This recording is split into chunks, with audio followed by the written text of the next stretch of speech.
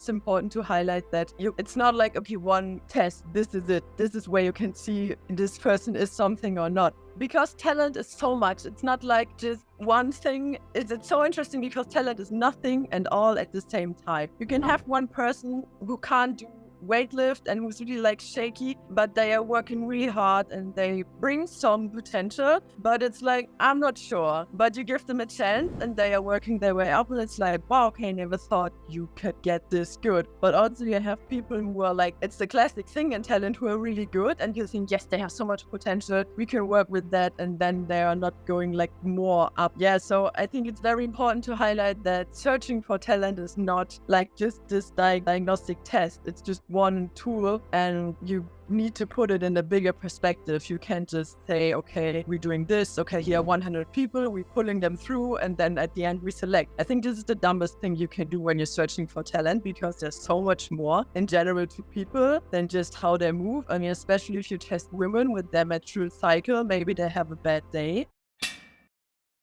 Hi Sabine, welcome to Evidence Strong Show. It's my pleasure to have you. Please briefly introduce yourself. Yeah, hi. Thank you for having me. My name is Sabine Dieser. I'm working for the German Weightlifting Federation as a youth coach, I think a little bit than 3 years now, and I'm working full-time in Leimen. Okay, so I invited you to talk a little bit about the German system for finding and recruiting athletes to enter them in the system and to hopefully get them to the podium, whether it would be international competition in Europe or Worlds or Olympics. So I would like us to start with going through how the German transfer system works. Okay, yes, how does the system work? So first of all, the system is still in the development phase. As I said earlier, I started 3 years ago and it all started with me, you can say. I mean, there was talent transfer before, but it was all like, yeah, it was maybe there was one or not, but it was not really like a system. So, and like in other countries. So when we started 3 years ago, I had to really start from the bottom and build that system up. So all I know was from university and everything I read in the books and the studies, and I had to put it into practice. And when you come from university, it's all theory, and then you try to test it out, in the field, what like really like the study. Yeah, so first of all, when I came to the German Weightlifting Federation, we already had like a diagnostic system for athletes. We do it once a year. Really nice because we are putting all the youth athletes together, get them together and doing like jumping and throwing and sprinting and all this. And so, but I think we just do it 4 or 3 years now, but I could took these data or these excellent tests we use there and look up what I can use, maybe also for people who are not doing weightlifting. But it was also hard because how can you compare data of weightlifters to non-weightlifters when they are starting in the sport, and what is the range of numbers? Because we just did it for 3 to 4 years, and after that short period of time, you don't know. It's too short to say, okay, weightlifters need to jump this high or need to run this fast. So it was just like an anchor that I could use. But then I also put in like, so we had jumping, like counter movement jump, squat jump, with arm swing, without. And then we also add like grip running strength. This word is killing me. And also like, I looked this word up. It's like Schockwurf in German. And there's not, if I translated word for word, it's shock throw, but it's like a backwards overhead throw with a heavy ball.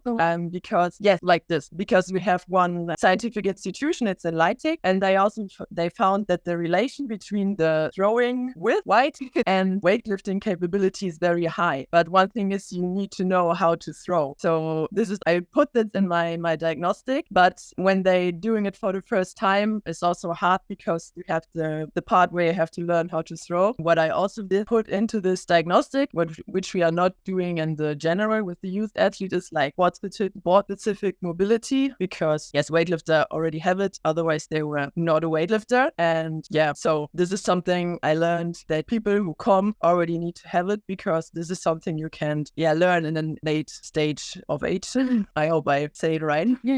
Because you already need to be able to go in the overhead squat position and stuff like this. So in terms of mobility, what are the key factors you you check with the potential weightlifters? I took from the functional movement screen test. There are like this one test where you can measure how good they are getting their back at the hands together at the back. And also I just let them squat down with a bar over their head and just look at it, and made a 3-point system from 1 to 3, how good they are getting down, if they're leaning forward, if they're still on the whole foot, if the bar in the center of mass, and like score them on that. Yes, on at the end, because I took it from the functional movement screen. They have this 1, 2, 3 scoring system, and I thought, okay, this is a good system to get an objective answer about their mobility. Do you do any squatting, like 1 RM back squat, or? Not in the test, no. I asked them before when they're, so maybe I have to say before, there are 3 ways how the athletes are coming to us. I have like on the website a button where you can click and say, I want to be an athlete, I think I have potential, and then they are coming to me. So I read the email, and then they say, okay, please send me your data, like what, or send me a video, how do you snatch, how do you clean and jerk if you're already able to do it, like CrossFitter. Yes, and then I already asked them about their squat weight, but when I look at somebody, most of the times they are CrossFitters, they can already see it, or they have social media often, and I can just scroll through their profile, and then you see a lot of movements already where you can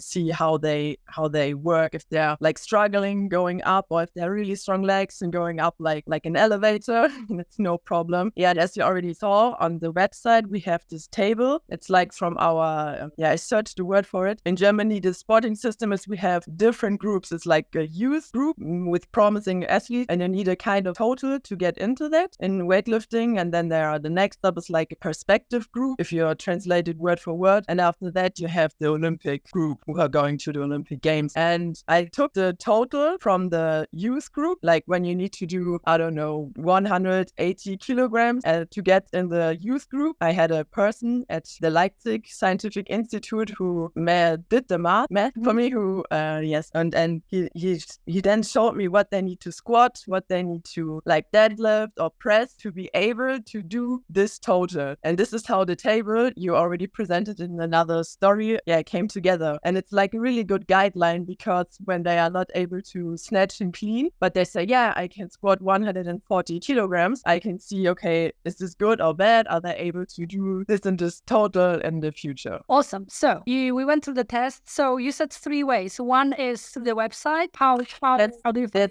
the first one is the website. I like, because when I started this, I was like, okay, I need to go in other sport, and I look at people and I find them and I take them. But this is the way that we're working the less. I think it's wrong. It's not working very well from all the 3 ways, because when I'm going to a competition and I see a promising athlete, but they are still in the sport, you normally don't get them out, because when they are still participating in competitions, they are still with their heads in it, and they are not in this kind of process. Maybe I stop, maybe I want to do something other. So normally I don't go anymore to like competitions. Sometimes I go to CrossFit because it's so near and I can already see the weightlifting, but it's highly unlikely that you are getting them out of the sport if they're happy to do it. So why should they change? Sometimes they do both, but if you want to we are searching for people who can get on an elite level. I don't look for lifters who maybe are good on the national levels and performing at the national competition. I really look for people who can like win medals, or in the best case going to the Olympic Games. So you can't do both. And most of them with it's completely okay, don't like to stop doing CrossFit, except one. There was one, so it's not like the way it's not working, you can also do it. There was one person, her name is Elena Kreuz. I found her, I think 2021 at the functional fitness competition in Berlin, and she was like doing really good in a clean ladder. They have to do a clean every 60 seconds every minute, and they have I think 2.5 kilogram had to go up, and I think she stopped at 97. Yeah, but it was nearly to 100 kilos. So this is where she stopped, and I was like really impressed. And after that I talked to her and said, hey, I think you can be very good at weightlifting, what do you think about it? And then she was like, okay, now what I like CrossFit. And I think it was half a year later she said, okay, let's do this. And now we created a special group in the system for these kind of people. I can't translate it in English. In German it's like Ergänzungskader. The word is it's like they're in the system, but they don't get some kind of money, but we can like take them when we are doing training camps or stuff like this. We are allowed to take them with us. because we are funded by the government. And we also need a reason where we put our money. So we created a special group and she's in it. And now last year she put 20 kilograms on her total. And this year, last weekend, she made it again, but she missed the 110 kilograms and the clean and jerk. So, but it's okay. I think she will easily make it this year and it's kind of exciting. So yeah, so the way it's also working. If you go to competition, it's fine people, but I think the leave one where you get the most out. Okay. Yeah, so this is the other one. And the third one is like other coaches over Germany who are calling me or writing me and saying, hey, I have an athlete, maybe she's something for you. You want to come and look? And then I pack my stuff, my little performance diagnostic with me, because I made the diagnostic so that I can do it on every place. I don't need like specific stuff that I only have at our headquarters. Yes, I can do it everywhere. So 2022, I think I was in so many cities in Germany because I drive everywhere and test these people who are maybe promising.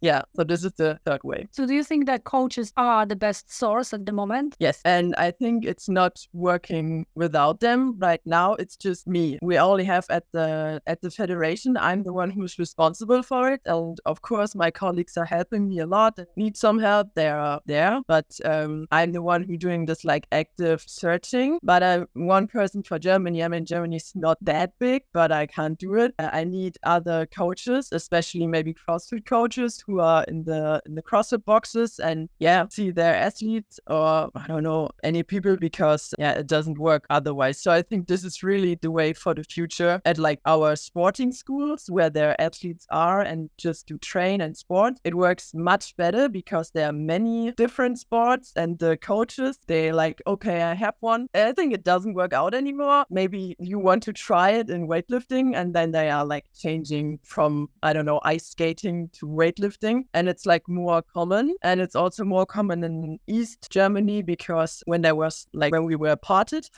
many years ago, Germany, it was normal in this part of Germany that they are putting the athletes. So talent transfer, it occurs all the time because the goal was to work as many medals for the system as they can get. So when the athlete is not performing in one sport, they're putting them in another. So it's still a little bit more common there because it was normal at the time, and some coaches who are working there now are still from that period of time. So it's no thing for them. Yeah. Awesome. So you're using network. I wanted to ask you to tell us a little bit more about your diagnostic kit. You said you design the system so that you can travel and test your athletes wherever. So what is in your diagnostic kit? I think it's nothing special. When I started, as I said earlier, I just looked at our general testing, what we do once a year, and picked out what I can do on the road and what I can use. Yes, but what I do is I do the jumping test. Like I have the opto jump. I think, it's the same word in English, of course. And it's very easy because you have it in a big bag and I can take with me in my laptop. And I do the counter movement jump with and without arms. I do the squat jump. I know it's hard because squat jump, I wasn't sure if I should do it or not because most people are not able to jump from this really like static position. They are normally just doing this like kind of little movement. Yeah, but when I read about it, yes, normally I think you want a big difference between counter movement jump and squat jump. But in weightlifting, I would like to have more small difference because when people are able to produce high force out of this like more static position, I think it's better for weightlifting because we are also starting slow and not having like this movement where you have the tension on the muscle. So I put it in. I thought, okay, maybe at the end I can't use it, but I collect this data. So I have the squat jump and I have the standing broad jump when you're at the line and you just jump one time. Yeah. I have a question about the opto jump. Is it force plate? What is it? The measuring tool you use? The opto jump is like there are like two bars on the side and they're having they work with with a light system. When you're standing in, the light system checks, okay, there is somebody. And when you leave the ground and come back down, they can measure how long you were in the air. So this is like, it's like 1 meter long, and you just put it like to the side, and then the inside you jump. Yes. And I also looked it up. It's from jumping height. It's also like the same relatable like a force plate. So if you let someone jump on a force plate and then in the opto jump, they saying the same number. So it's like really reliable. Yes, I think this is the word what I was searching for. Yes. So except when they are like pulling their knees up, but it's the same with the force plate. So yeah, and it's like 1 meter long. You can put it in a bag and take it with you. So yeah, it's very easy to go from A to B other than the force plate. What do you use for broad jump? Do you measure just the length? Yes, and this is like really old school. I'm measuring tape and a starting point. Then I have a stick. I'm like really close to them, and when they are jumping, I just throw the stick where they are land, and then I just look. It's nothing special. You could also use the opto jump when you have more than 2 and put them, because you can also not just like this. Yes, you can also do it like this, but again, it costs a lot of money, and I don't know how much one of these things is. And also I don't know, maybe it's 2 or 3 centimeters more accurate, but it's the overall impression that I get also. So I'm doing it old school with the measuring tape. Why? Yes, and with the grip syringe, I'm having like also like a regular system where you get it's nothing special. But I have 2 ways of measuring it, because when I looked it up, I found 2 like different ways in the scientific literature how they did it. The first one is when you're just sitting and everything is in this angle and you're just pressing like in a static position, and the other one is when you are up and you press and go down, down, down, down, down, and at the lowest point, leave it. I just do both still, because I can't figure out which one. It's not like one of them produce much more force than the others. It depends really on the person. So I guess left it like this. So yeah. So you will wait a few years to see who is right. Yes, like this. I also, at the beginning, I had like the 30-meter sprint, but I put it out because I didn't get the data I wanted. And it was also like, this was hard to do when I'm on the road, because I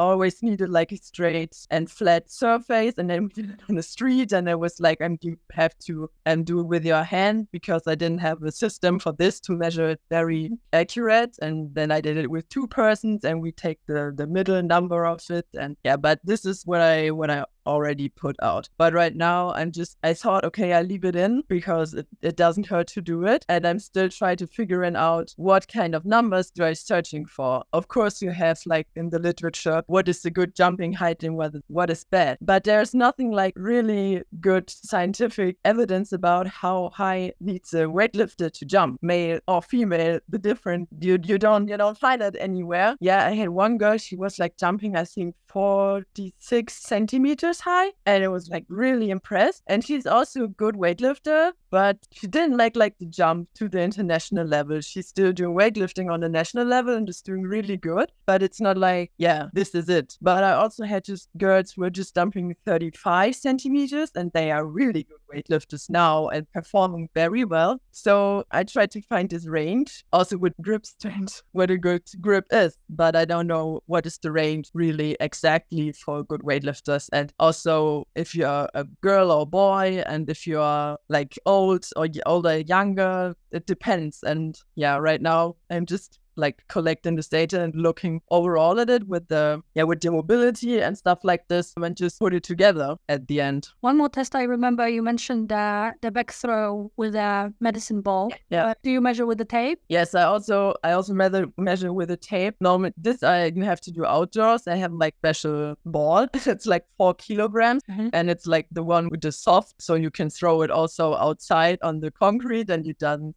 destroy the floor. And this is something really interesting, because this exercise is also done in the youth competition, because when you are young, you are not just doing clean and jerk and snatch, but you also have to do athletics, and they are like backward, overhead throw, and there's also like standing broad jump, but you have to jump 3 times. It's not just one. And you also have like a running test where there are boards like this, this, this, and this, and you start and you have to tap them all and then just get back. So this is like the speed test. And when you are young in weightlifting, you have to do clean and jerk and snatch, and you also have to do the athletic part. So the back throw, we have data from so many years, and this is also why the institute in Leipzig, they found out, okay, this is highly related to weightlifting. Yes, so I took this in, and this is, but as I said earlier, kind of hard because the kids, they are learning it at their club where they are lifting. They are trying it before and they're getting explained, and they are growing up with this kind of exercise. But when I test someone, I don't know, who's 20 years old, and I say, okay, here's the ball, now throw it just backwards as hard as you can. It's like, okay,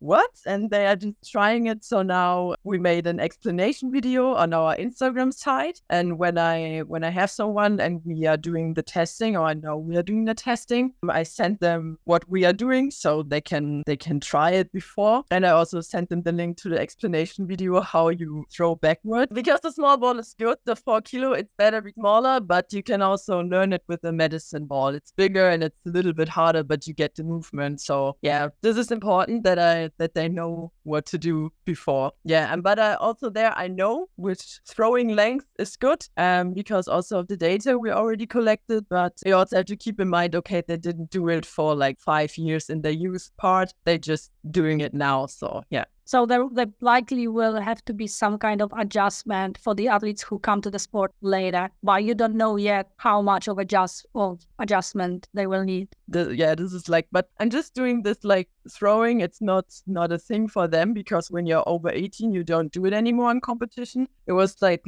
just an idea from and I think it's a very good idea that they don't getting this early specialization, that they have to train some kind of athletic. I think many years it was more they had to do than just weightlifting, but it was like a try to get them out of this early specialization. So it's not a thing anymore when you're over 18, and they just have to do it in my diagnosis. So yeah. Okay, did we cover all the tests you're doing with the potential athletes that will transfer? Yes, I think, I said everything I do. Yes, and I think I need about 1 hour to complete it with somebody. Wow, that's not too bad. 1 hour is not too bad. Yeah, when it depends on how fast we are and how much we're talking in between and how much rest they need between the jumping sets. Normally I say, okay, not more than 2 minutes, and I put a timer on to like standardize it a little bit more. But when they are all the time take the 2 minutes, it's longer. But normally they say after 1 minute, okay, we can go again. So yeah, but when I'm fast, I need 1 hour. Yes. So do you do each test 3 times, or how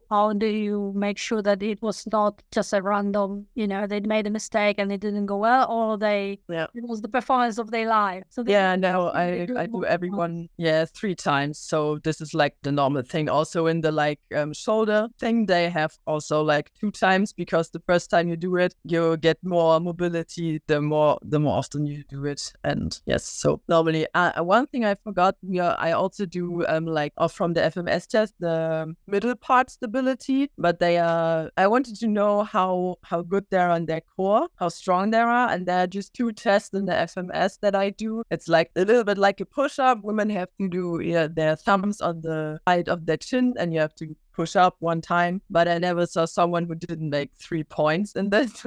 Because you just have to do it 1 time and go up in a straight line. And the other one is a little bit more tricky, and where you can also see, because the good weightlifter is also very symmetrical, I think is the word, where you are like on all fours and you shift your weight to one side, and then you have to put your elbows on one side together and then the other. And some people they just do it for the first time and they are really good. It's no problem. They don't falling over. But others, they can't do it. It's not working. They can't balance their weight on one side and put the other one. So it's also very interesting to see, but it's not like a do or die part of the diagnostic. Yeah. So is it the test you said you took it from the functional? So young weightlifters are not doing it as part of No, this one No, this one is not doing it in the bigger. Also, the overall youth testing is in an Olympic center in Heidelberg. They are doing it like, I think it's 1 week, and it's really like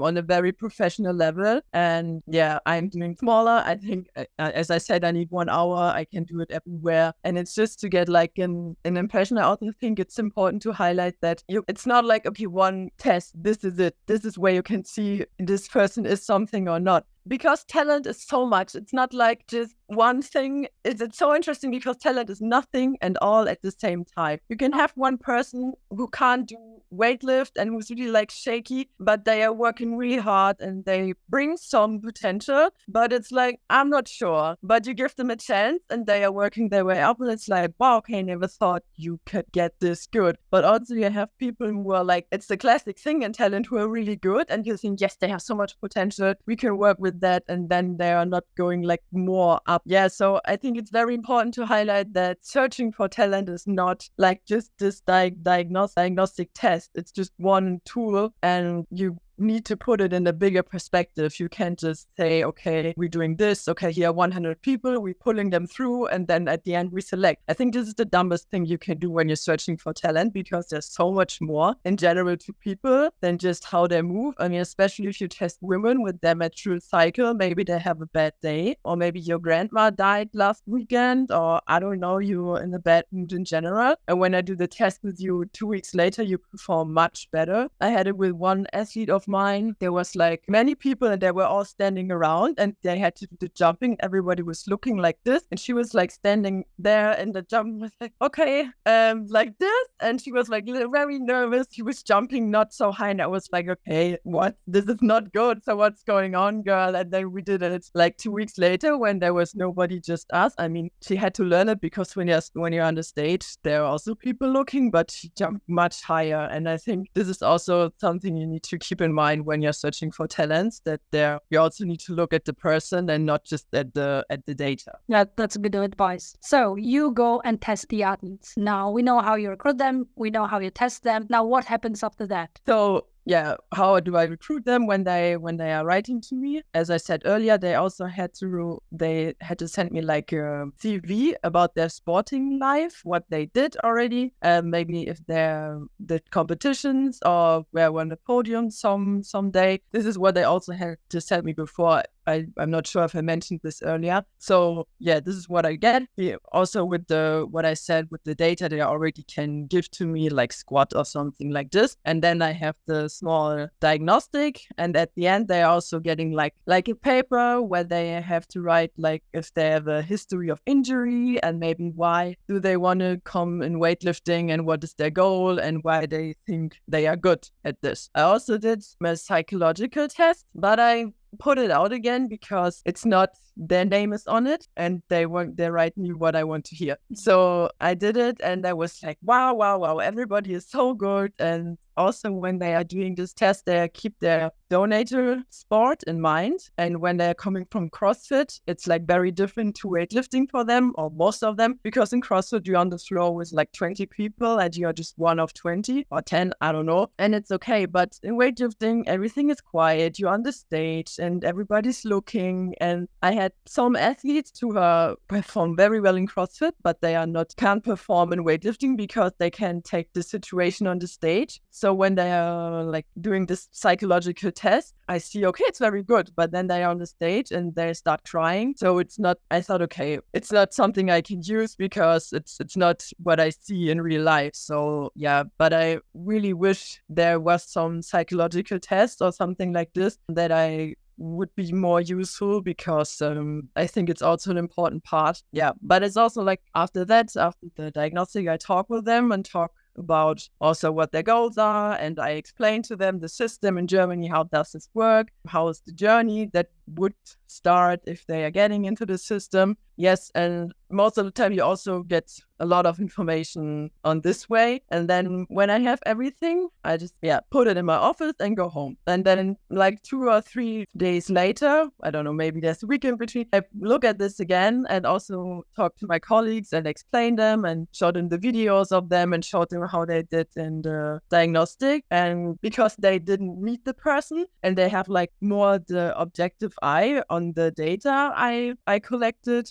And also many of them are way longer in weightlifting than me and have this expert eye and can give me their opinion. And then this is the hardest part, because there are not like in the most times, it's not like a clear yes or a clear no. I also had this in the past, but most of them are like something in between. So, okay, maybe it could be work, it could not. And then because it's not like I have 100 people every month, not now at least. I have some girl. I asked her, okay, you just started weightlifting. Do you want to come a weekend and we train? So she's coming on Friday, and we have like an athlete room in our sports center, and she's there a night, and at the next day we train again. So I can see, okay, how is she receiving like my feedback, and how is she working with it, and can she, when I say, okay, do this and this, is she able to show some improvement fast, or do I need to explain it like 20 times and it still doesn't work? So yeah, this is often what I do, or when they are not near to me. So in some other part of Germany, I just call a colleague and say, hey, I have somebody, maybe she or he have some potential. As I said earlier, most of the time it's a she.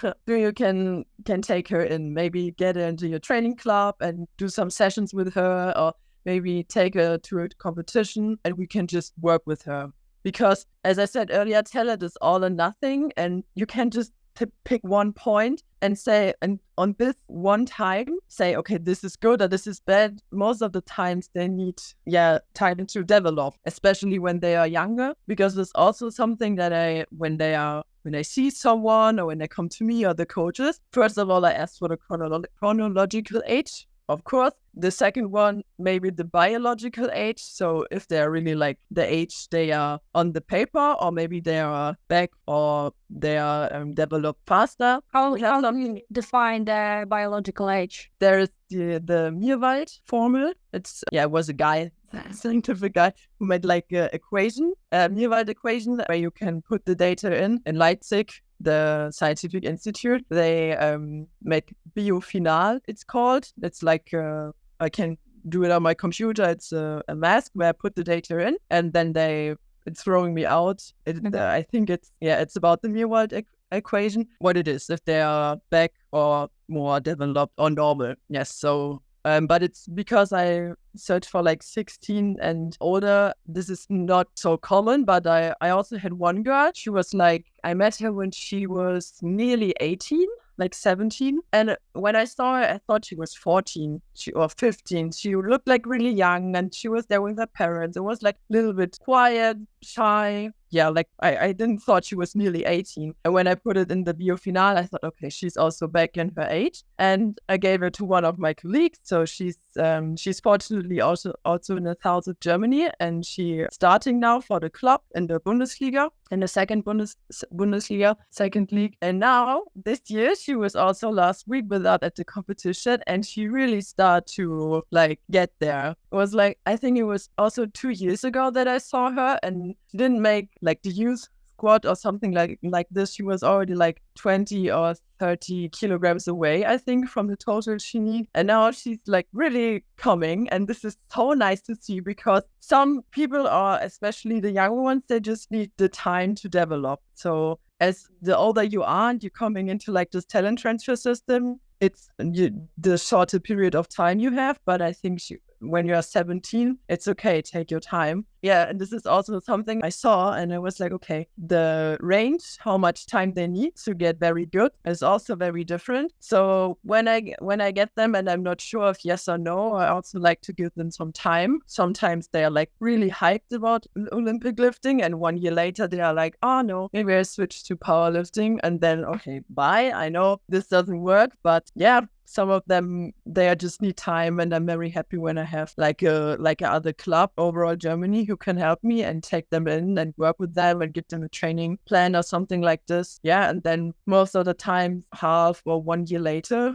we meet again and we see how they work their way up. And yeah, this is what happens after it. So there's no special thing. It's not like, okay, now you get 200 euros a month and you have to come here, you have to sleep here, you have to like this.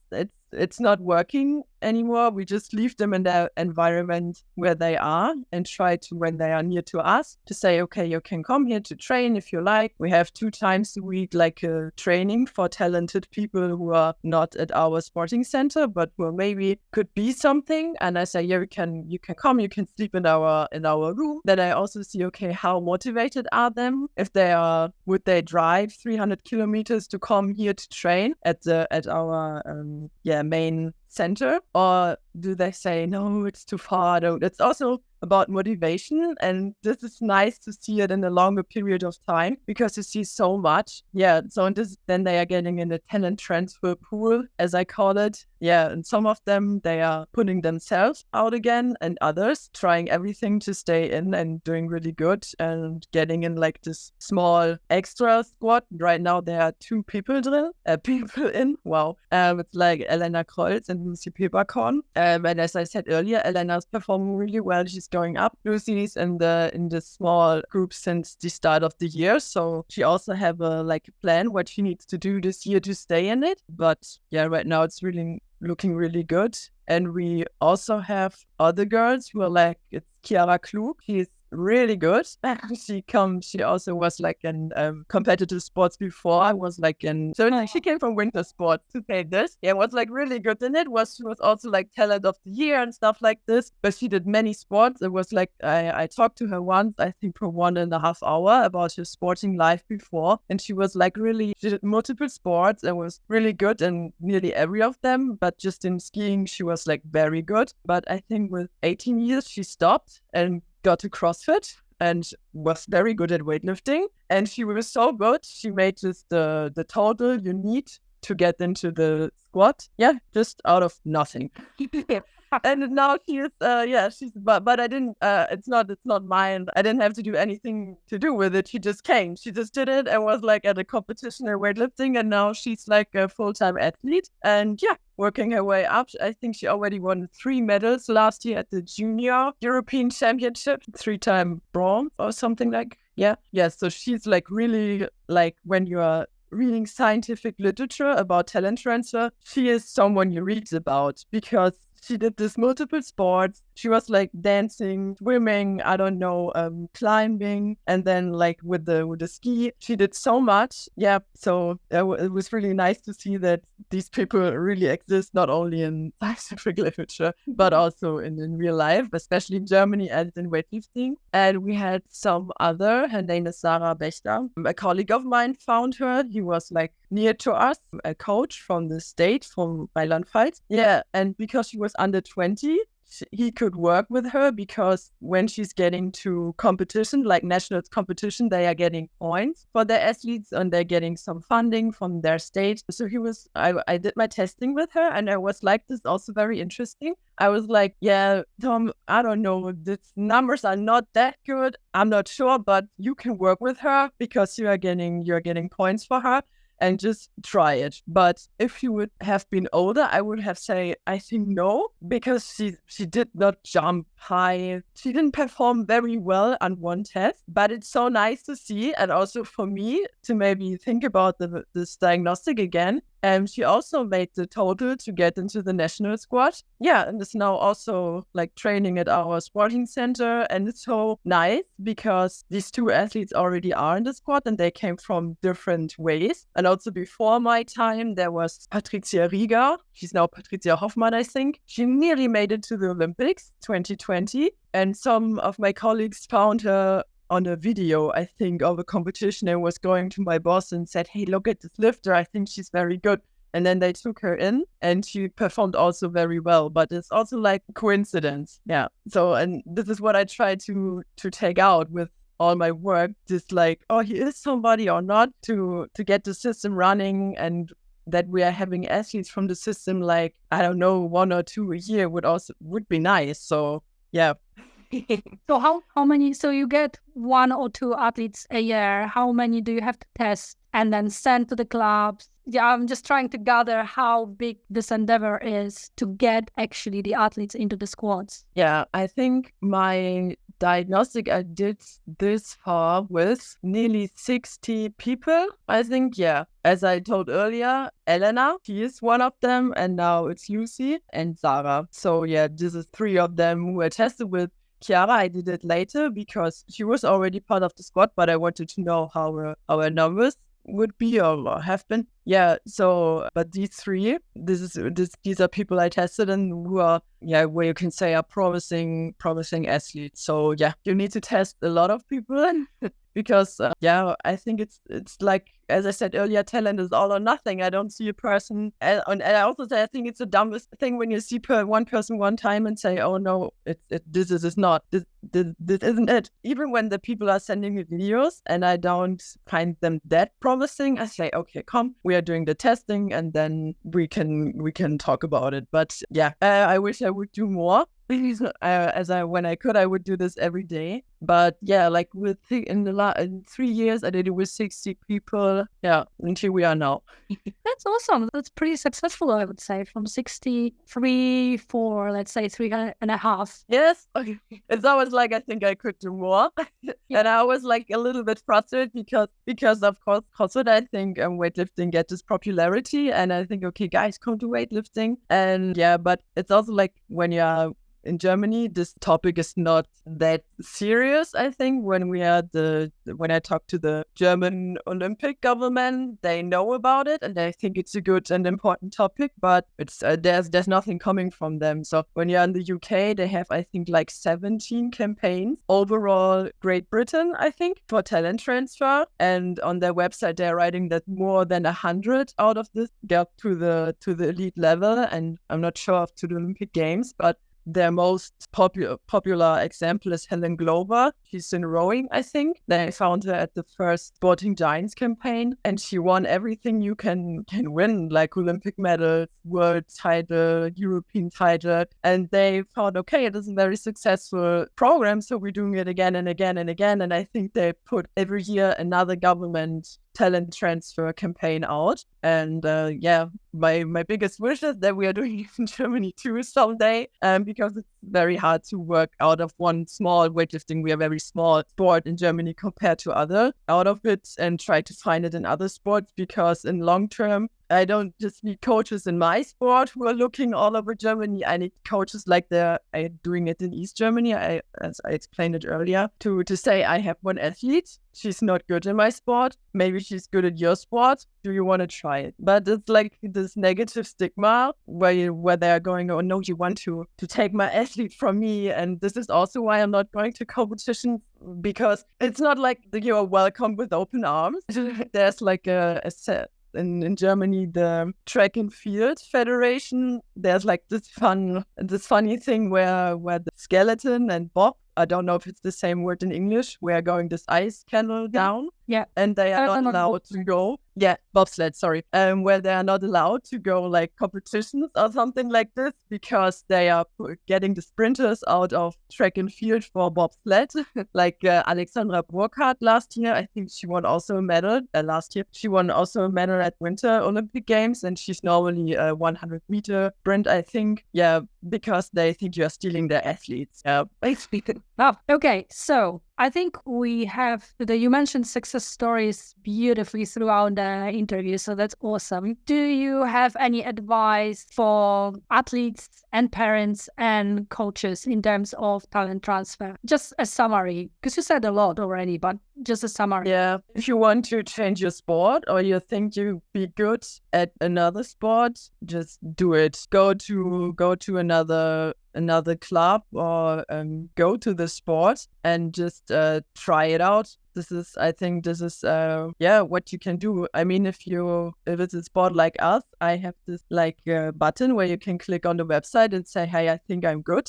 Here I am, and try it out. What is the worst that can happen? That's awesome. That's very encouraging. Okay. Did you say everything you wanted to say on the topic? One last thing. I forgot to say it about finding it wasn't a topic where you asked the ways how I find athletes. There's just one thing. I also do competition where the entry level is like very low. You don't need like a total, or you don't need when you normally want to start at a weightlifting competition, you need like a little book where you have to pay like a license and stuff like this. Once a year, I do the women's power competition where you can just send online your best clean and jerk and snatch, and then I make a list, a table, and then the 10 best lifters getting an invitation to our sporting centers, and we do a little competition. And this is also where I saw Elena Holtz the first time. It was not at the functional fitness competition. This was where I saw her the first time in real time, but she took part in it. And when she did it, she was like, I think she snatched 60 kilogram and clean and jerk 80. But I was like captured. It was not good how she did it, but she was writing to me, yeah, I normally do CrossFit. I never did a weightlifting competition, but my friend said I should participate. So here I am, and I'm this and this old. And I was like, okay, this is kind of interesting. And then I knew she was at functional fitness competition, and then I drove to it, and that's where I saw her. So maybe just also some kind of useful information. The competition you mentioned. So you that's an online competition. How do you advertise on social media, or how? Yes, I do it normally, but it's also something because we are a small federation. I have to do it myself, but I'm not an expert in like this advertising. So I'm trying my best to do it in social media and like sending it to friends or clubs who I already know in weightlifting, and try to hope that they want to participate. Yeah. But it would be very useful if we had someone who knows how to do this. Yeah, but this is also something I try to do, like little fun. I think it's in England, I learned it's called mockery competition or mock competition or something like this. Yeah. Yes, so yeah. That's an awesome idea. I really like it. Yeah. It's kind of fun, non-stressful way to give people a chance to share. Yeah, and yes, and like a really low entry level. So it's just really, I don't need anything else. Just send your video, your name, and maybe write your total, because when you're using black plates, I can't see it what it is on the video. But yeah, and I think it's always fun. And this year I do it for the fourth time. So yeah. Awesome. Okay, 2 quick questions. One is, what is your favorite color? I thought about it, and it's royal blue and yellow. Nice. And the second question is, if someone wants to contact you, they are a great athlete in Germany, or a parent or a coach who wants to contact you and talk about weightlifting, where they can find you online? First on our website. If you're going, you probably, when you're here, so I say it in German, it's like the word, it's Leistungssport, and then there is Team. And this is where you find me. So on the German weightlifting website, and also when you just click on the button talent transfer, it's going straight to me. And you can also write about social media. I think it's the same, like we communicate with my normal name. It's Sarah_Biene_Dieser. Yeah, so so these are the normal ways where you can find me. But you can also write a letter if you want. I take everything. Awesome. Yeah. Sabine, thank you so much. It was a pleasure to meet you and to talk talent transfer. Thank you. Yeah, thank you for the opportunity.